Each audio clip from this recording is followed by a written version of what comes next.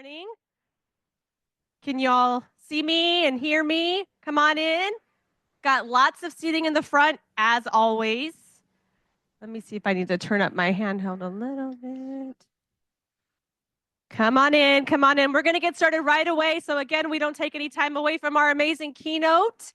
If someone next to you is chatting, you could just tell them. All right, because I got to get through the logistical stuff. You know that. Welcome to day 2. We hope you enjoyed day 1. Did y'all love the keynotes yesterday in the sessions? I hope you had a good time. I hope you enjoyed yesterday. Today's scheduled to be just as great. Before I introduce my morning's keynote, which I'm very, very, very honored to do, there are some folks in here today that were not here yesterday. So I'm going to quickly run through some of those emergency protocols and where things can be located and found. I'd like to start with the land acknowledgement again. SDCOE acknowledges and celebrates local and national indigenous people and Native Americans, in particular the Muwekma Ohlone tribe of Santa Clara County, as well as the Ama, Hudson, Esselen, and Taman tribes and their efforts to revive and preserve the culture, language, and history of the first people of this region. Housekeeping items. The closest restrooms are located out this door to the left. It looks hidden. It's wherever you think it's not, that's where it is. You just make a left and you'll see it right in the corner there. Lunch, again, will be provided today. I hope you enjoyed the food. Nice hot lunch today in the cafeteria. Please feel free to play some games out in the courtyard and eat in the cafeteria if you'd prefer. In the event of an emergency, we'd like to identify folks who are CPR first aid certified. Raise your hand. Don't say anything. Just raise your hand. Wonderful. Take a look around. These are the folks that are here to help you. Emergency exits, in case we have to evacuate today for any reason, emergency exits are right over here. And we will go all the way to the back of the parking lot. That is Assembly Area 8. Assembly Area 8, do not leave. Don't take off. Stay with us so that we can count for you. Emergency devices are located on each floor at the south end of the walkways connecting north and south buildings. Fire extinguishers, AEDs, and Narcan. Okay, we're going to get started. But as we're coming to the last day of our conference, I just want to once again, it's such a huge effort, as you probably all can imagine, thank the folks that helped make this event come to life. First and foremost, of course, our Inclusion Collaborative team who are running around right now.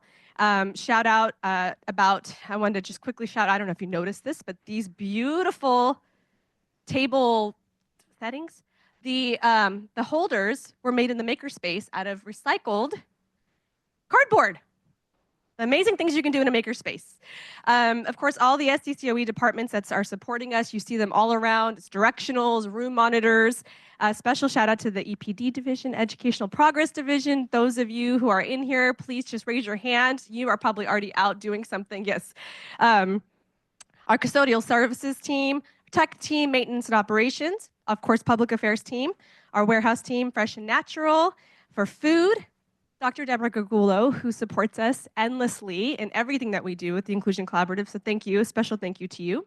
Okay, I am going to introduce our keynote speaker in just one moment. I'd like to do one more quick thank you to Dr. Dewan for her vision and always supporting us in our Inclusion Collaborative conferences. She's a big part of this. It was very important to her. It was a dream for her every year, so I want to make sure I take a moment to thank her and appreciate her. All right, join the Inspire Joy Challenge. Look it. You know you want these. So join our challenge if you haven't yet. There's still time. Just a couple of things. In your bags, you were given a card that says My Joy card with some stickers. I think people were asking, what is this for? That's a little keepsake for you. If you ever need to remind yourself, what brings me joy? The idea is for you to network with others. If you don't want your stickers and you think somebody else's stickers bring you joy, ask them for their stickers or ask them for a sticker.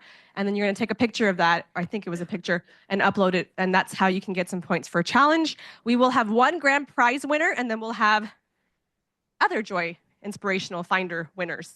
And here are the prizes that we're giving away. That will be announced at 12 p.m. on the app. 12 p.m. on the app. Those of you who are playing, I know will be ready. Okay, it is my great honor to introduce your keynote speaker, Dr. Wendy Murawski. She is one of the nation's top experts in co-teaching. We use her work all the time in the work that we do with the Inclusion Collaborative. We're always referencing her research. We're always mentioning her wonderful work. Her research, publications, and presentations have been used nationally and internationally to help schools become more inclusive. Dr. Murawski is the Executive Director and Eisner Endowed Chair of the Center for Teaching and Learning at California State University, Northridge. Dr. Murawski is also a full professor in the Department of Special Education and the director of SIMPACT, an immersive learning simulation experience. Dr. Murawski is the national past president of the Teacher Education Division of the Council for Exceptional Children, and she received the TED Distinguished Service Award. Let's give a huge round of applause to Dr. Wendy Murawski. Thank you so much for being with us today. All right, is this working? Okay, so usually people say I exhaust them, but I have to tell you the keynote is canceled because I'm tired. Wow, I've got to figure out where I go for emergencies, and I'm excited about all the people that helped. So it's an honor. It is an honor to be here, and I'm excited. All right, I didn't know that I was going to have that lovely introduction, so I have a little bit on who I am. You know now I work at Cal State Northridge. Any Matadors? Okay, I'll take it. I mean, you're an old Matador. Come on, vintage Matador. Woohoo! There you go. I also am the executive director, the CEO of To Teach Global. It's an educational consulting company dedicated to inclusive education. And our motto is inclusive education with a sense of humor. Because we got to laugh, right? All of the things that we're trying to do are so important. But if we go about it without a sense of humor, there's going to be way too many tears. So we laugh, and we started as To Teach, and now we're To Teach Global because we are in multiple countries, and that's really exciting. All right, I also write a lot of books, so all of those things could be seen as a shameless plug. I mean, they could be, but my friends in business tell me that is simply called marketing. So if you want to pick up any of these, especially these two that came out this year, connecting high leverage practices to student success, practical strategies for managing a diverse classroom. I mean, I'm not going to stop you. But also you should know that yesterday, this book just came out. Co-Teaching and Universal Design for Learning. Yesterday. Everyone should buy it. If you speak Danish, because it's only in Denmark, folks. How many purchasers? Denmark. No, but I'm really excited because that just shows what we're doing is not just here. It's not just Southern California. It's not just Northern California, not just us. Like, it's everywhere. So I worked with my friend Christina Gulu, who I've known for 8 years, and she's in Denmark. She's the principal of a school for children with autism. And she had been researching co-teaching 8 years ago, had my name, reached out. I met her. She came to LA with her family. We are now BFFs. So much so that her daughter is living with me this year. She just turned 16, and she's a drama kid. Any of you who understand what that means? Now, also add to the fact that I only have one kid. He's a boy, and he's now in college. So this is all new. And the glitter, I'm all about. Like, I'm a girly girl. That's great. But, oh, my God, girls talk a lot. And that's from me. All right, so her daughter's now living with me, which is super fun. Again, adding in that whole idea of figuring out, like, what's different. For example, she had never had peanut butter and jelly. Now she has it every single day because I have no time. All right. I also like to do pictures. I know this is being recorded, but for social media, I like to show that I'm actually working and what we're doing and get excited. And they have pictures from all other angles. I'm going to do one from here. If you're in witness protection, I strongly suggest you tie your tennis shoes right now. Otherwise, I will assume you're okay with the picture. All right, so duck out of it if you don't want to be in it. Otherwise, I should also let you guys know I really stink at this. So only about 50% of my pictures ever make it up because I'm not really good at this whole selfie thing.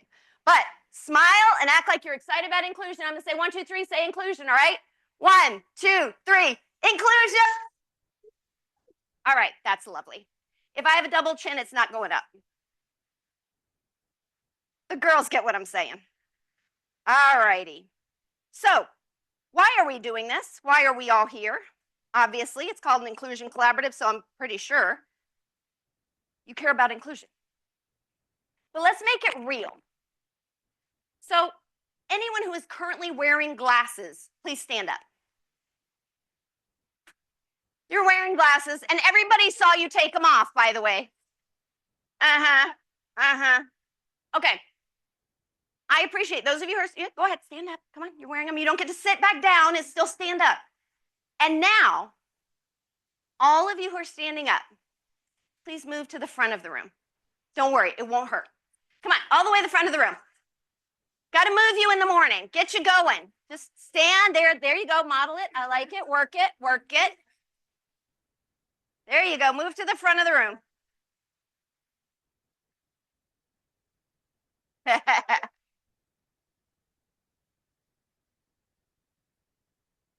Anyone? There you go. Just come on up.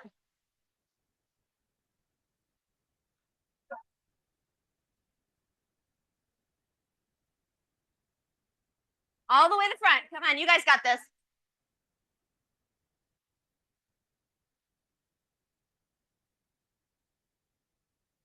Okay. Because we are doing this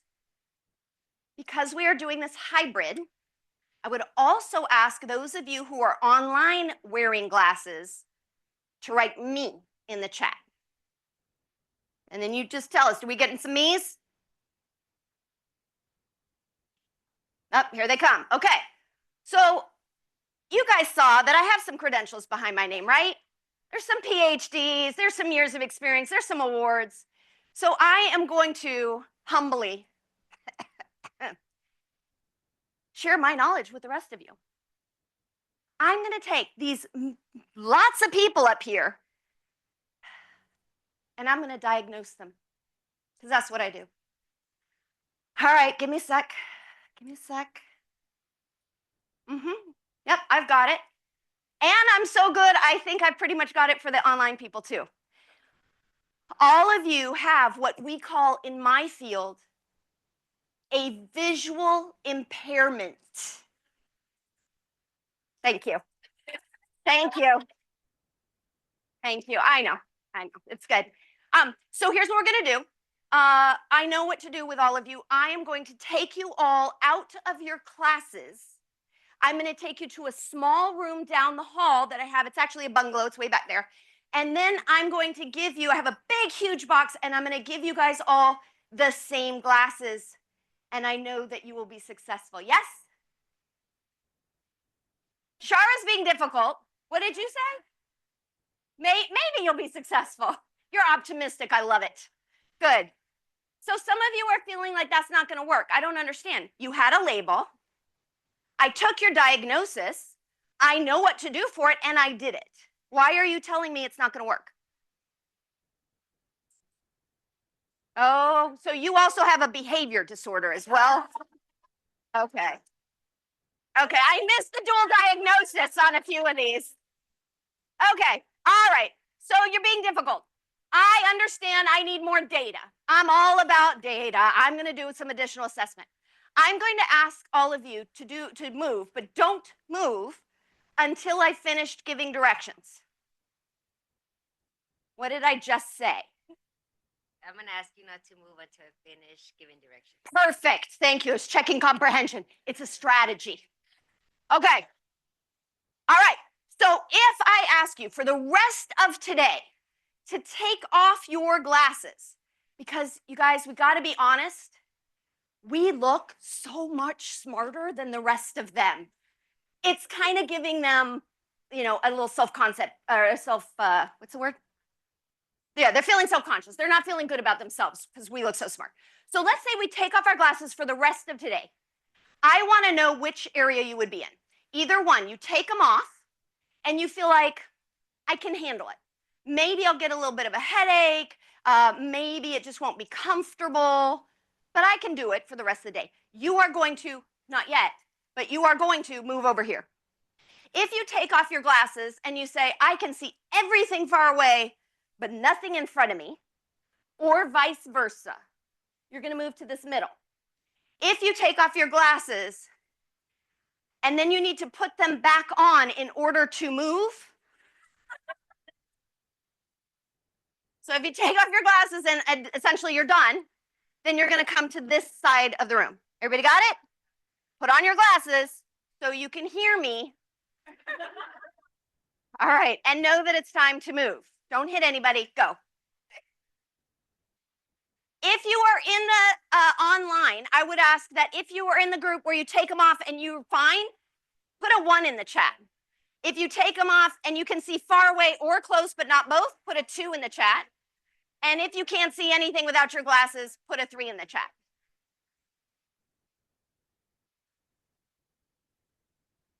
All right, so let me see my groups. I've got my 1s. Give me a 1 so I know. Sue, do we have any 1s on the chat? We have some 1s on the chat. Where are my 2s? A lot of 2s. Do we have any 2s in the chat? We have a lot of 2s in the chat. Where are my 3s? My 3s are over here. Okay, do we have any 3s?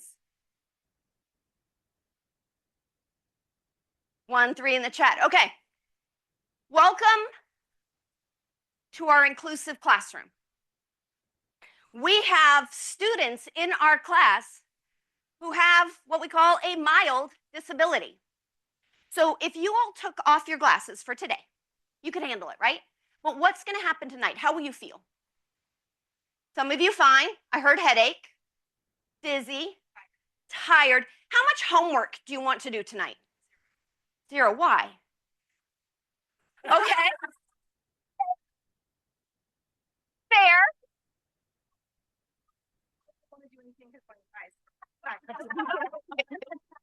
Combined with lazy and there's nothing happening tonight. Good, fair. All right. But typically what happens is if they've had to actually work harder during class, though we didn't know it as teachers, but there is a higher cognitive load happening for them. So these are the kids with mild disabilities. Think perhaps attention deficit, a learning disability, something where they're handling it, but we don't see that they're working harder than the typical learner. And we're surprised when we give them extra time for the homework they're not going to do anyway. So they have extra time not to do it or more work. Okay, so then you guys, you are moderate. You have moderate disabilities. You can either see far or close, but not both. I don't get you. So what's your name? Jasmine. Which can you do? See far or close? You can see close. Okay. So I'm in class and I say, Jasmine, she has a piece of paper in front of her. Jasmine, please read to the class. She has no problem. She reads to the class. It's lovely. Done. Then I say a little bit later, could you please read from the board? And Jasmine says, no. Jasmine, please read from the board. No, I can't. Jasmine, quit giving me lip or you go in the principal. Jasmine's like, I can't do it. I don't understand these kids because sometimes they can do the work and sometimes they can't. And it doesn't seem like they always have, like there's not a pattern. The stuff they could do yesterday, I'm frustrated, but you had it yesterday. Or you answered it right on the first time on the test. Why is it wrong? I don't get you guys. You have moderate disabilities. And then you lovely folks over here. The take off the glasses, you're done, right? Completely. I did this activity with another group, and there was a gentleman who said, when I take off my glasses, you're a big blue blur. And blue blur was fine, but big was mean. All right, you have severe and profound disabilities, correct? All right, so we now know we have an inclusive class here in a group of educators.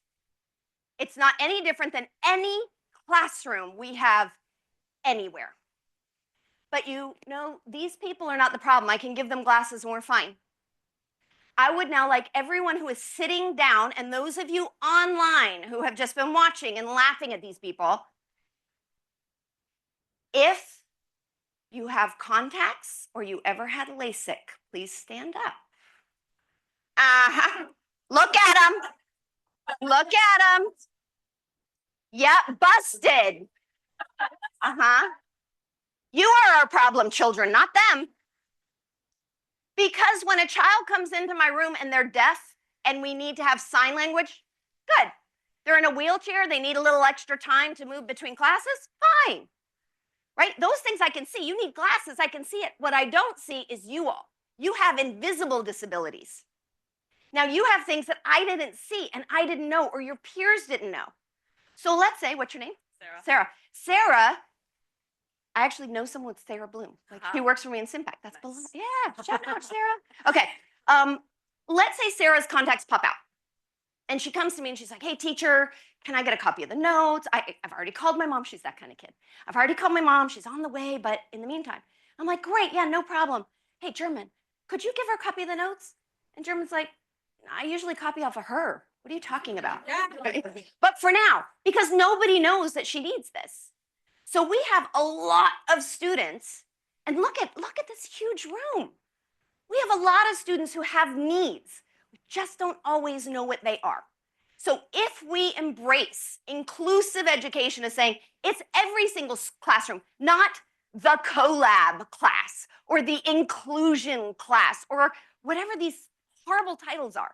If we just say every class has kids with needs, then we'll start to embrace things like universal design for learning, where we just say, let's just go in proactively and assume. Let's assume we're going to have kids with needs. So first, let's give a round of applause to everybody. Second, if you guys would have a seat. So the next thing I want to know, for those of you standing up here, turn around. Does your glasses status define you? Some of you maybe, but probably not.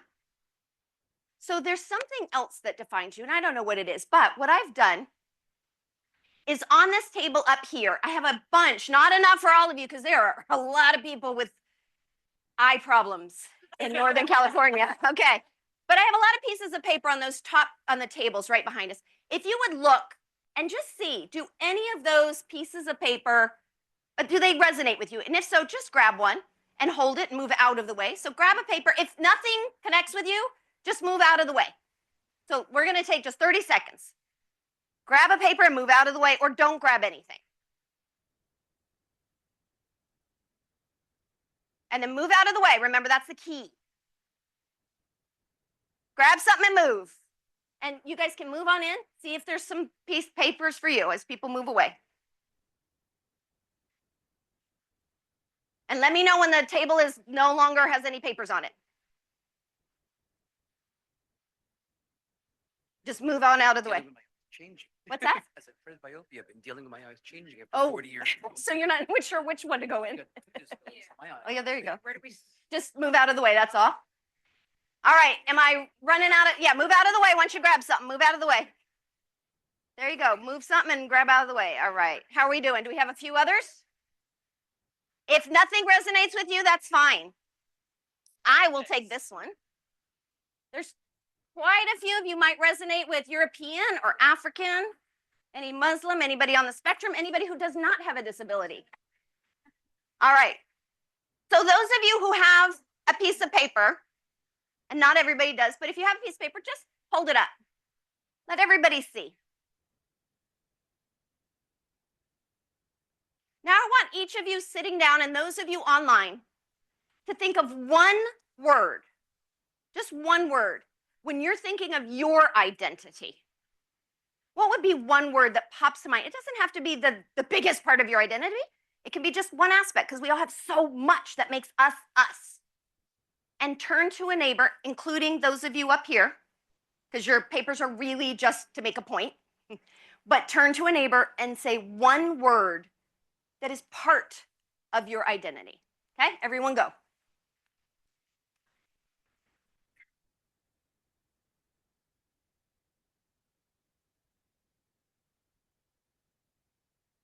One word.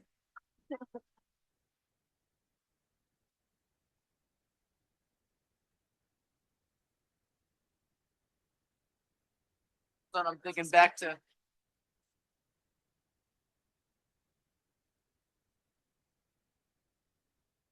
Oh, I need to do that again. There we go.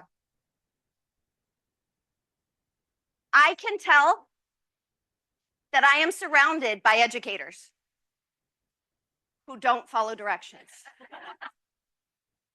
Because one word should have sounded like dad.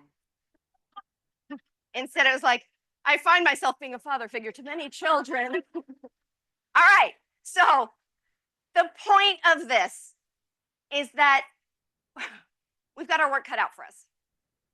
Because I'm trying to connect with people who may have a disability, maybe it's the vision, but I'm also trying to connect with people who have a secret talent, but I got to figure out what it is, who have their parents still together. Who are you, unicorn? All right, things like that. But all of this makes people who they are, and it's our job as educators to dig deep and to figure out how to do that. And in this conference, you're going to figure out how. Say thank you to everybody who's standing up. If the rest of you guys would give me your papers, head out. Thank you. Or just put them on the table is great. Put them on the table and head back to your chairs. Thank you. Thank you. Yeah, thanks. All right. That's me. Yeah. Thank you. They can all go together. I'm not using them again. Thanks. All right. So we had a fun time. We had a fun time doing the why. And I completely, there you go. I completely understand that I'm preaching the choir. You're at an inclusion collaborative conference, so I imagine that you're here because you believe in it. So please feel free to take this activity back to your schools. Talk to your teachers, your administrators, your parents, whomever, because I think this is powerful and it always works to really get a sense of, okay, yeah, this isn't just for a couple classes. This is literally for our society. So now how do we do all that? Well, we start with my definition. Yay. Thank you, Collaborative, for saying they use my definition. I appreciate it. When I talk about co-teaching, I'm talking about 2 or more educators coming together, professionals who have been credentialed, who have expertise, and they're going to co-plan, they're going to co-instruct, they're going to co-assess. Nowadays, they've added to the literature to add co-reflect. I'm old school, I don't reflect. That's true. All right, so that was me. All right, Melissa Jenkins and I, and she was my co-author with the HLP book that we put out recently, we refined it a little bit more because what I was finding is there were people who were saying, well, I can't co-teach because I'm not in there all the time. And so we refined it to add in that you could do this for a shared group of students for a lesson.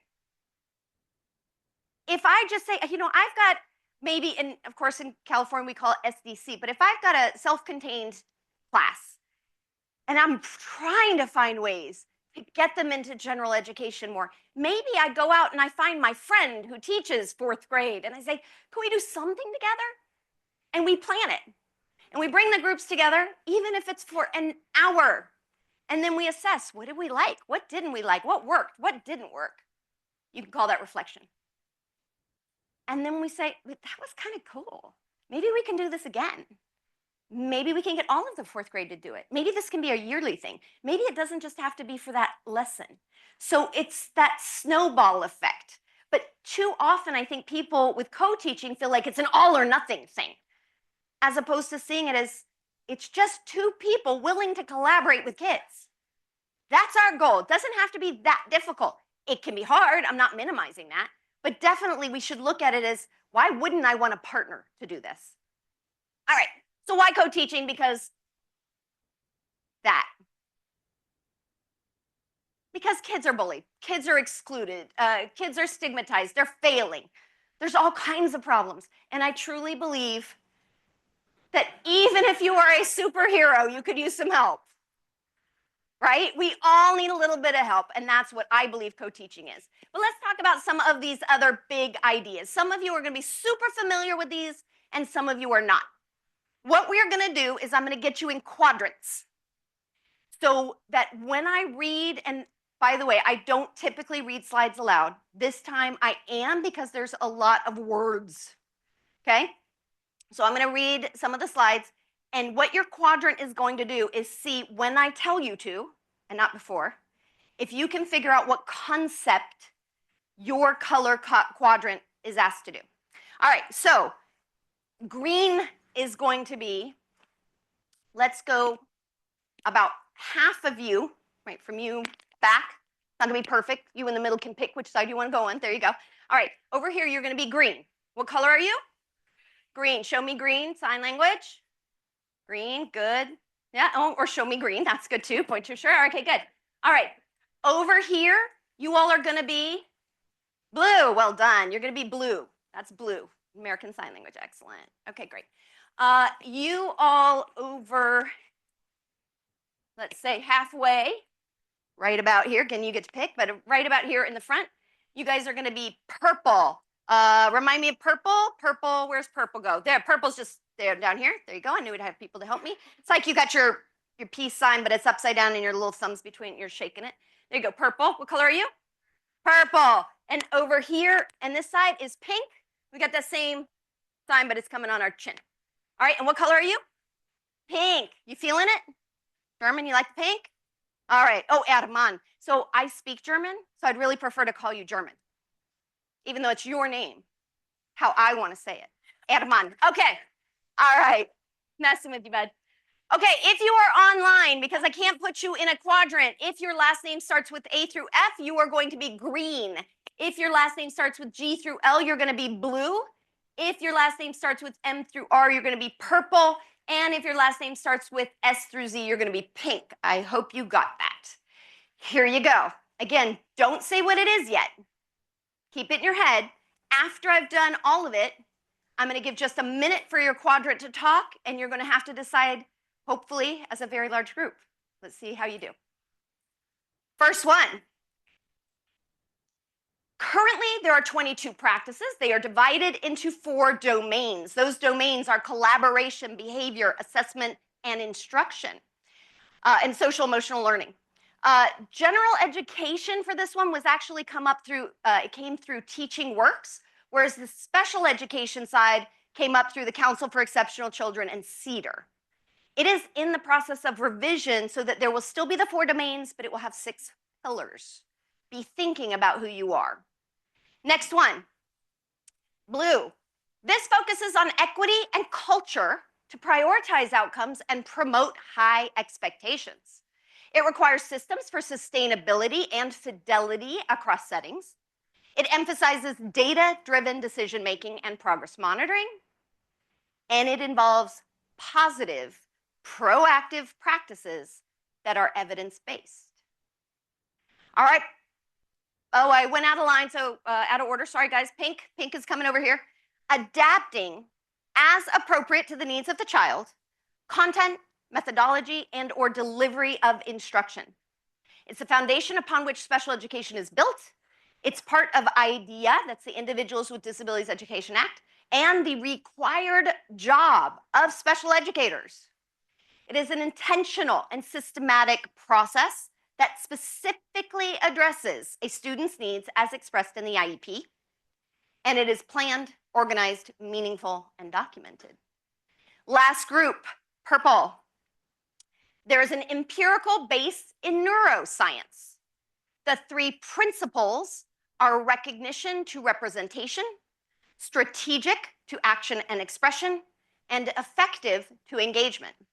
It emphasizes student choice and student voice. It focuses on proactive strategies for increased access to reduce the need for individual differentiation. I will give you 30 seconds with your groups. Turn, talk, and get ready to yell out. Go. If you're online, you can type in what you think your group is.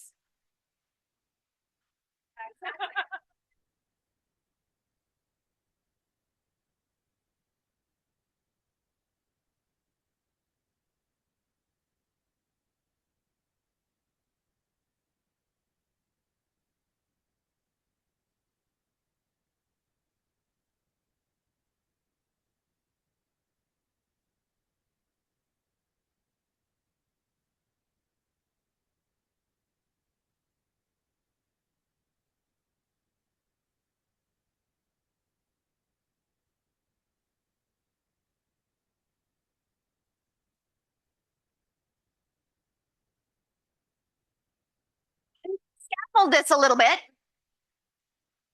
I'm going to scaffold this a little bit for those of you who are like, what words are out there to pick?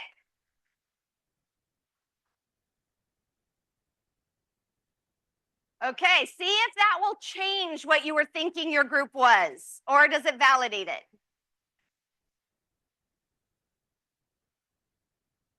All right, on the count of three, and by the way, I am expecting chaos, that's okay. On the count of three, I am going to ask the green group to tell me what letters they think they had using these acronyms, okay? 1, 2, 3. Yes, give them a round of applause. Well done, well done. Okay, on the count of three, blue group, I'm gonna hear from you. 1, 2, 3. And survey says you got it. Woo! Pink and purple, yours is much easier now. Okay, let me see which one I've got coming up since that last one kind of threw me. We are going to hear from pink next. Pink, 1, 2, 3. And the answer is SDI. Yes, yes, yes. Woo! SDI. And purple, you better get it right. 1, 2, 3. UDL. Okay, those are our big picture items. So let me just start us really quickly on HLP, because that's kind of one of the ones that a lot of places are saying, what is that exactly? So HLPs are these high leverage practices. They are based by research, and they're the ones that essentially we're saying you need to do. It's kind of that simple. These are the ones that we know make a difference with student learning and student behavior. And the nice thing is, it's for all of us. This is not a special ed, general ed thing, okay? It first started with gen ed, where they were like, what are the things that make a difference when we put student teachers out there? Like, what do we have to do for baby teachers? And they came up with these things, and then special ed's like, oh, we need that too. And so we have HLPs. But really, they're all the ones that we're saying, these are the things that every teacher, if you're pre-K, if you're high school, if they're college bound, if they're career bound, like it doesn't matter. You gotta do them. So I have a little video. It's just a 2-minute video, and if all goes well, we'll be able to see it. All right, here we go. Let's hope for the best. Welcome to the Kentucky Avery modules on high leverage practices. In these modules, we'll introduce high leverage practices that are often referred to simply as HLPs. The term was coined by the Council for Exceptional Children in 2014 to identify those practices that are supported by research to have significant potential for increasing positive student outcomes. Because the intent is to maximize student success, HLP's focus is on teachers and the activities they undertake as part of their typical daily instruction and management. The intent was to identify those practices that would be applicable for any teacher and provide high probability for student success. Although HLPs were developed with a focus on teaching students with disabilities, there are 2 important points to keep in mind. First, while HLPs are of critical importance for success of students with disabilities, they are known to be effective instructional practices for teaching all learners and across all content areas. Second, because the great majority of students with disabilities are educated in general education classrooms, HLPs represent the highest probability for affecting positive outcomes across all students. In all, there are 22 HLPs that have been identified across the domains of collaboration, assessment, social emotional, behavioral, and instruction. The full list is available in the resources section of this module. While many of these practices may be familiar to most teachers, the key is in facilitating both fluency and expertise. That is, these practices provide the highest probability of success, but only when they're used correctly and in a manner that's defined by the research. The HLP modules presented here focus on specific practices, providing more information about the research and presenting examples of how each is best implemented. Okay, so everybody understands, right? You're all good. Everybody's now an expert in HLPs. I think Well, first of all, I wanted to do that because it's helpful to always change things up. But I want to give you an example. So I want to link what an HLP would be with some co-teaching. So build respectful relationships. Do you guys agree that's important? Right. And you could talk to any of the educators in your schools and they'll say, oh yeah, we should build respectful relationships. And then you got to look at a couple of them and go, but you're not. Okay, you need to work on that. So if I'm talking about co-teaching, then one of the things I would talk about is psychological safety, not just trust. Trust is, I trust you're going to bring in the lesson plan you said you're going to. Psychological safety is where I would say, is my mic still on? Are we good? Okay, good. Where I feel comfortable trying something new in here that might bomb. Or I feel comfortable telling you that the lesson that you've done for 20 years and the mimeograph forms that you use to give to the students probably could use some updating. But I'm doing it respectfully, and I know you'll respect me as well. So all of these things, these HLPs, are things that we could just look at and go, yeah, of course, no duh. But it's how are we implementing them? Are we intentional? Are we consistent? So here's another one. Use multiple sources of information to develop a comprehensive understanding of students' strengths and needs. Again, no duh. And yet, you can go to many classes and see that there is a midterm and a final. And that doesn't tell me anything about the students. When my son was in high school, at back to school night, the chemistry teacher said to the parents, don't bother coming up afterwards and telling me who your child is. I have so many kids, I don't know their names. That's something you just don't admit, right? I mean, ouch, ouch. So do I think she's going to get to know my son's strengths and needs? No, she's not even bothering with the name. So in co-teaching, we talk about co-assessing. If I'm the special educator, in co-teaching, by the way, because of my background, I talk about special education, but we're co-teaching with EL teachers, we're co-teaching with speech language pathologists, we're co-teaching with psychologists. Co-teaching is a lot. So anybody, any professionals coming together to co-play and co-instruct, co-assess. So when we're co-assessing, I might bring to my colleague and say, well, we know what common formative assessments we're doing or what summative assessments the department has decided or the grade level has decided. But what if we also do some inventories, some interest inventories? Because it's going to be hard to motivate some of these students if we don't know what motivates them. What if we send home some parent questionnaires? Because I would really love to know what the parents think is happening or how they get the kid to work. So I can bring this in as part of co-assessing in co-teaching. Establish consistent, organized, and respectful learning environments. Again, you send that to almost any teacher and they'll be like, yes, of course. But we have walked in rooms where we're looking at going, there's no chance I want a child with autism in this room. There is no structure. So does that mean we reinforce the teacher by saying you don't get any kids with extensive support needs? Because we don't trust you are going to even have an environment that could potentially help them? That's not great. All right, so in co-teaching, I would say up front, if I'm co-teaching with someone, hey, what are our expectations? Ours, not yours. How are we running our room, even if I'm only in it for 1 hour?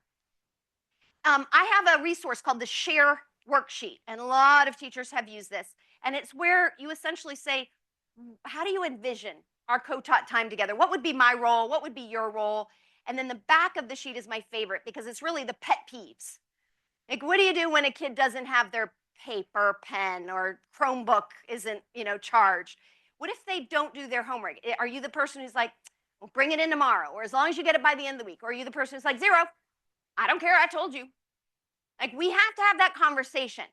If you want a bunch of resources related to co-teaching, my website is up there, and I know Sue's going to put it in the chat for some of you, and that's just toteachglobal.com.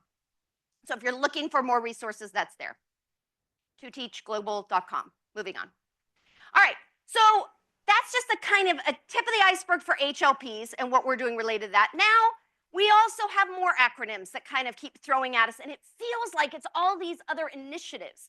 When I work with school districts, they'll say, well, we want you to help us become inclusive, but it can't feel like another thing. We want you to talk about how they're going to collaborate. Don't use the word co-teaching. They're scared of it. Right? Give us strategies for inclusion. Don't say UDL. That sounds new. Don't talk about HLPs. You know, so I can say strategy, and that's about all I'm allowed to say sometimes. But it is helpful if you know what these are, because they're all part of the big picture. If you don't remember the actual terms, that's okay. You'll remember the concept. So first, UDL, Universal Design for Learning. Most of you probably know at this point, came out of architecture, the idea of like the curb cuts and the big elevators and things that say everybody can use this, it's accessible. So now when I'm creating a lesson, I'm proactive. What I used to do is I'd create a lesson and I'd say, wow, this is a good lesson. This is ready for my 7th grade English class. It's awesome. What about Danita? She is gifted. What am I going to do for her? Okay, what about Javier? He has English language needs. What am I going to do for him? What about Kiernan? He has so much energy. He is a ball of fire, and how am I going to keep it? What about this kid? And what about that kid? And what about that kid? And I was trying to differentiate, and I was exhausted. And we got a lot of bad rap because teachers felt like, oh, I have to do it all. I have to have 32 lesson plans? That's not doable. And they're right. You can't do that. How many of you in this room, by a show of hands, have ever taught in a classroom before? How many of you have ever been in a classroom before? Okay, all right. So now, again, by show of hands, have you ever had a child who doesn't follow directions? Okay. Doesn't like to read?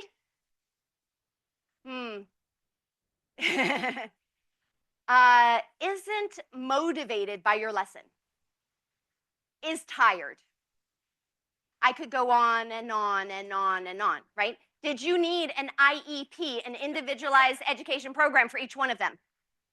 No, and it changes, right? It's always something different. But if I walk into every lesson and I look at my lesson, I say, what if? What if I have a child who struggles with transition? What am I going to do? I better give them some real clear guidelines. What if I have a child who struggles with reading? What kind of structures do I have in place? Do I also have it available audible? Am I going to have some captioning going for kids who struggle with attention? What am I doing? So if I just say what if, and I come up with all these common things, that's universal design for learning. If I recognize that if I tell a kid something, they're not going to want to do it. But if they told me that they want to do it, they're much more likely, right? My own son loves to draw. So as his loving mother, I suggest he take art. So what class will he not take? Art, because I was stupid enough to say something about it, right? And his response was, no, they'll make me want to draw what they want me to draw. And he's kind of right. Okay, so again, what we want to do is make sure that we're thinking about choice and voice, because that's going to engage students, and we can do that. That's universal design for learning. Proactive. But now differentiation. We've learned about differentiation for years. We know differentiation. We're going to do different things for different kids. So how is that different from UDL?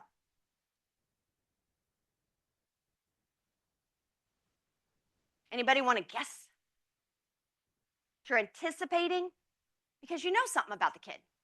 So UDL, remember, I don't need to have you in my room. This summer, I can make a lesson plan and I can say, what if? What if I have kids who don't like to read, don't like to write, don't like to follow directions, I can make a lesson and it will be pretty darn good. And I will have most of you planned for. But then I get the kids in and I get to know them. And I have the IEPs and it has goals and objectives, and I learn a little bit more about who you are. And I find out that I need somebody whose name, there you go, how do you say it? Shira. Shira. I find out that Shira is on the spectrum, and Shira perseverates, is fixated on turtles. She loves turtles. And if I do not include turtles in my lesson, I will lose Shira. She's not going to be interested. Could I have this summer, before I ever met Shira, could I have known to build turtles into my lesson? Star Wars, maybe. But turtles, no, that's a new one. Okay.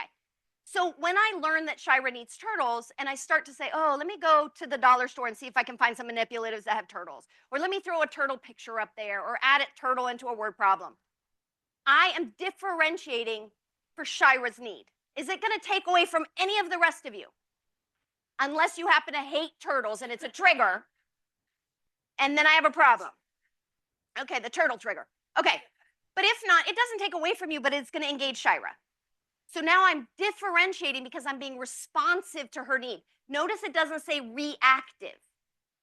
It's not the opposite of UDL. UDL is proactive. I can still do this in advance for Shira, but I couldn't have done it if I didn't know her need. So I'm responsive to her need. Now we get SDI. That was you guys. What's SDI? There you go, specially designed instruction. That's our job if you're in special education. That's literally in the law. And it says we are going to provide instruction for the students who need it, for the students who have IEPs. So that's a requirement. Here's how I have it in my little nutshell. UDL, everyone, proactive. Differentiation could also be for everyone. I'm not looking for an IEP or a 504 plan or any other piece of paper. It's just, I know that Matthew's dog died yesterday. I am so sorry, Matthew. And he's probably not going to be that gregarious today. And I'm going to leave him alone. I'm differentiating for him. It didn't take me anything, but I just recognize he's kind of tired. Every once in a while, I might just go and I might just put my hand on his shoulder, just give him comfort. And that's it. I've just differentiated for Matt. That's it. Okay, so it could be for anybody, but SDI is our kids who have IEPs, and it is targeted for them. And we know what we're doing. At least we hope we know what we're doing. All right, so here's a lovely, I did not create this. This was on the internet. Thank you to whoever did. But I love it because UDL shows a picture. It's saying, hey, I don't know who's going to be driving here, but most of you will understand that you should slow down because there are moose in the area. But someone knew who was in this particular area and said, oh, we have 4 different populations of people, so we're going to write beware of moose in 4 different languages. We're responsive to their needs. They didn't just randomly pick 4 languages. They picked 4 for the people who lived in that area. But what about the kids who don't know what signs are? They see that, they don't know what a moose is, they don't know what a car is, they don't know what an accident is, and they don't know why a sign is there. So I have to teach them what signs are. That's my specially designed instruction. Everybody feeling good? Excellent, because everybody asks. So I'm going to do a little formative assessment here, and I'm going to need 2 helpers. I'm going to get some pieces of paper passed around because, you know, I've got to adapt, accommodate. I'm going to ask you not to turn them over. You're getting them upside down for a reason. Please do not turn them over. We will see if they can follow directions. People next to them, don't let them turn them over. All right, I'm going to ask a question related to specially designed instruction so that I have a better sense of what you know or don't know. And I recognize that some of you will need it in writing in front of you because of the whole near point, far point thing. So we've adapted for some of you to actually have it in writing. Is everyone ready? Okay, I'm going to ask a question, my formative assessment of you. I'm going to ask you to just quietly answer it to yourself, and I will give you some choices. All right? When I start to read the question, those of you who have it in writing can also turn over your paper so that you have it in front of you as well. Okay? Quietly answer the question. Wie sind Ihre Erfahrungen mit speziell gestaltetem Unterricht? Ja, super. Und wir haben 4 verschiedene Strecken hier. Okay, eine Menge, etwas, ein bisschen, and überhaupt keine. All right, so yeah, if you'll just come, did you have something on your paper? Yeah, could you come over? Yeah, okay. No, I'd just like you to come on up here and you can sit right here. Did somebody else have one on the paper that had yellow? Someone else had a paper that has yellow on it? If you could just sit here. Thank you. Yeah, could you come on up here? Yeah, if you had yellow. Yeah, come on up here. Thank you. Good, if you'll just sit right there for a minute. Yeah, if you'll sit right here for a minute. Thank you. Good. Okay, do we have everybody have their answer? Oh, let me just go ahead and have a seat. You're fine. Let me help. Let me help. Some of you look confused. I'll help. Wie sind Ihre Erfahrungen mit speziell gestalteten Unterricht? Eine Menge, etwas, ein bisschen oder überhaupt keine. Now you know? Okay, let me try again. Wie sind Ihre Erfahrungen mit speziell gestalteten Unterricht? Eine Menge, etwas, ein bisschen oder überhaupt keine? I thought you guys knew this stuff. This is frustrating. Who's got the answers? Nur eine. Und? Was ist deine Antwort dann? Ein bisschen? Okay, vielen Dank. So, ich habe jetzt eine Antwort. Und die andere? Was sagt ihr? Eine überhaupt keine, eine C. So, wait, why isn't this working for you guys? All right, so I really don't understand. First of all, I have it written on the board. I gave some of you it in writing. In fact, I have a lot of accommodations. Please raise your hand if your little piece of paper eliminated some of the choices for you. Yeah, so you guys didn't even have to choose from 4, you choose from 2. I gave a little more time by repeating it. I was slow. I was loud. All right, I didn't ask you to respond right away. Couple of you guys, I moved your seating to the front, preferential seating. Why did that not help you? Golly. What about visuals? A couple of you raised your hand. You had pictures. The picture didn't help you? I mean, I went out of my way to add pictures to your piece of paper. Somebody else had pictures. Where are your pictures? Oh, well, you didn't want to admit it. Like, that picture didn't help me either, lady. Okay, I gave you an answer bank, so it wasn't like you had to come up with it. And somebody had enlarged text. Who had it in a nice big old piece of paper? There you go. That big piece of paper didn't help you either. So I'm really confused because I feel like I've done everything a special educator should do for you. But why couldn't you answer my question? So what could I have done? Say the first part again. Wait, teach you? That's what you guys needed? So accommodations aren't enough? We need instruction. Ding, ding, ding. Specially designed instruction is not accommodations. Okay? So what I'm seeing in schools all the time is what I just did. You move to the front. How come that's not helping you? And the kid's like, because I don't want to sit near you. Like, that's not, somebody in 3rd grade decided I needed preferential seating. Yesterday, I was with a school district, and one of the teachers said, one of the kids it was middle school, he said, one of the kids told me he wants to sit as far away from me as possible. And when I said he wasn't allowed, he said, I get preferential seating, and that's what I prefer. That is so easy, my friends. Awesome. Okay, so what you've gotten is an example to really point out that it doesn't matter, all of these accommodations don't matter if we don't have instruction. And that's our job as special educators, is to teach, or in an inclusive class, both of us in co-teaching, is to figure out what do they need and then fill in the gaps with teaching. I am going to ask my friends to maybe pick up those things as I move on. All right, So real quick, checking of comprehension for all of you. What is this? Is it UDL, DI, or SDI?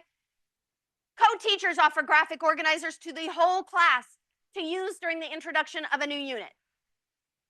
UDL, I'm proactively putting it out there for those. Now, I shouldn't require it. I should say, here, it's here for you. Use it if it helps you. If something else, now, if I notice that Shira is not using it and she's not doing well on her assessments, I need to say, is this really a good choice for you to not use it? I'm thinking it would help.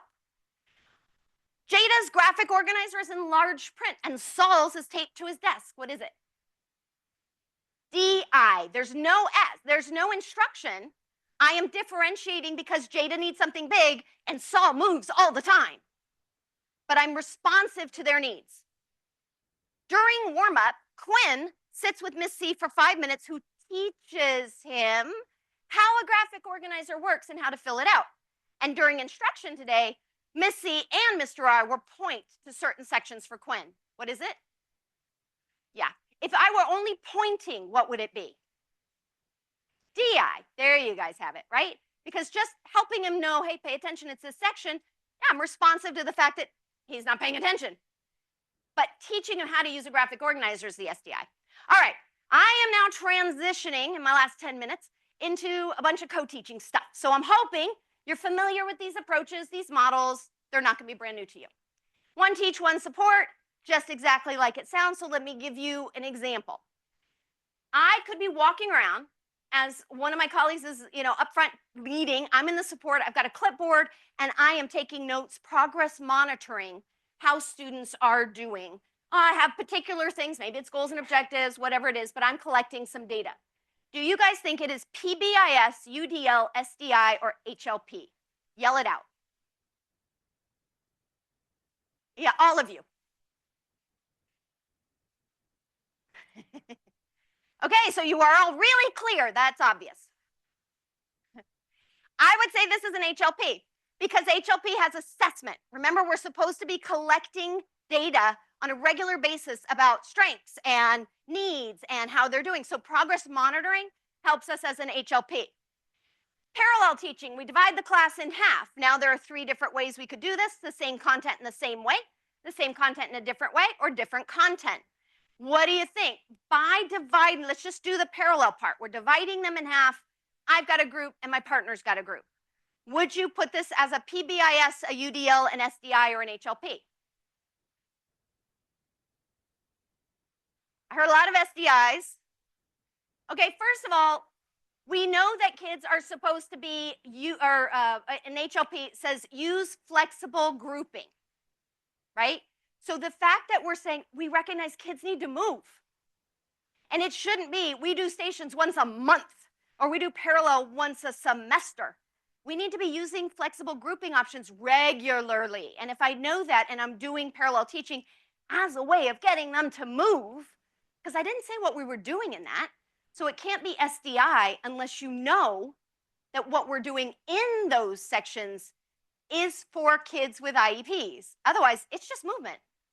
All right, it could, so there's UDL and HLP. I started talking about the HLP part. The UDL part is because proactively I know kids need to move.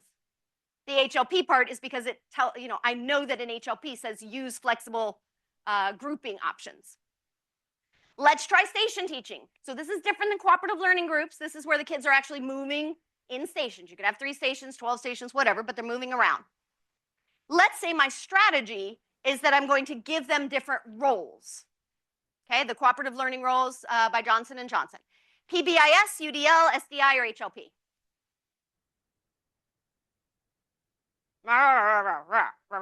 Yeah, exactly. Okay, so first of all, universal design for learning, because I'm proactively recognizing that throwing kids in a group is not a good idea unless there's structure. So proactively, I'm thinking, I can have these kids have roles, and that will help them actually participate. So I'm proactively doing that. In addition, it could be HLPs, because we also know that we are supposed to be giving them roles to have active engagement.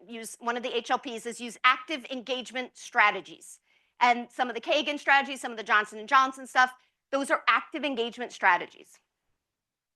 All right, let's say I have station teaching, and we're actually teaching some brand new academic stuff in one of them. But we've also embedded a social emotional focus. Maybe we have a group learning that you should not hit your friends. I don't know. And then we have, oh no, that's a little bit more behavioral. Maybe this one is, what's a good social emotional goal? I don't know, learning about their feelings. Okay, whatever it is, but let's say we have that. Okay, PBIS, UDL, SDI, or HLP. All right, so PBIS could be part of it because we have a behavioral thing we're going to be proactively teaching them. UDL, because again, we're getting them moving, we're getting them engaged. And HLP, because we've got the active engagement strategies and the movement. Again, the SDI is only if we're doing it because we know that there are students with IEPs that specifically relate to that. So if we do it like this, where maybe we throw in an extra group and this group, so as they rotate through, we might have a group coming over here that are working on their language goals or that are working on a behavior goal or something like that, in which case, what is it? There we go. Now it's SDI, but it could, the whole thing could address some of these, which is why I love stations so much. All right, alternative teaching is large group and small group. Let's say the small group are students who need behavior contracts, and we're going to use the check-in, check-out, CECO, the check-in, check-out strategy with them. So they are learning some behavior. We're teaching them what our expectations are for behavior, and then we actually have some assessment related to it. What is it? We got a lot of SDI going on right there. We're teaching them the behaviors. It could also relate to PBIS, okay? Team teaching, last one. We are sharing the stage. We're both up front. We're modeling. We're debating. We're role-playing. We're doing all these wonderful things. Let's say my partner and I model behavior, and we show them exactly what they should be doing and what they should not be doing. They love the should nots because that's fun. But we are specifically doing this because there are kids who have IEPs related to this. But we talked about it and we decided all of our kids could benefit from this. So what would it be? Certainly PBIS, certainly UDL, certainly SDI. But what I want to point out, sometimes people think, oh, but if it's just for the kids with IEPs, like, can the kids without IEPs be there too? Yes. But if the reason, like my partner and I wanted to do this because it was in an IEP. So we did it for SDI. The other kids are getting what's called incidental benefit, right? So we would be able to document on IEPs that we did address this goal and objective. We did do this instruction. It was on this day. This is how we did it. But we can invite kids without disabilities who could also benefit. So we don't want to get into that, it's just for us kind of thing. All of these things, the more inclusive we can make it, the better. All right, and of course, HLP. So, whew, you feel like you have it now? Pretty much do good stuff. It doesn't matter what you call it. Good, that's what I wanted you to get from that. All right, last things as I'm wrapping up. My big baby step strategies would be don't scare yourself. Don't try and take on big chunks, but any movement you make that is more inclusive is a win. And I would ask kids at any level, what are their needs? What are their passions? What are their strengths? All of our kids have strengths, and that's what we should be going to. And I think with two people, it makes it a little easier with co-teaching. I also think we need to collaborate and don't feel like it just has to be the person in the room next to you. Ask for help. Too many teachers, and I truly believe too many new teachers, still think they have to shut the door and do it themselves. We need to change that culture. We need to open our doors and truly say, I'm drowning. I need ideas. What else have you got? Come in, help me, mentor me. I think co-teaching can help with that. And obviously, just keep learning. Feel free to buy, 19 books. Okay, and that said, I want us to remember that ultimately our exceptional learners are students. That's just what they are, right? General education students first. All of these students are students. So I end you with my very favorite quote from my colleague Kent Gerlach, and he said, our task is to provide an education to the kinds of kids we have, not the kinds of kids we used to have or want to have, or the kids who exist in our dreams. And with that, thank you very much.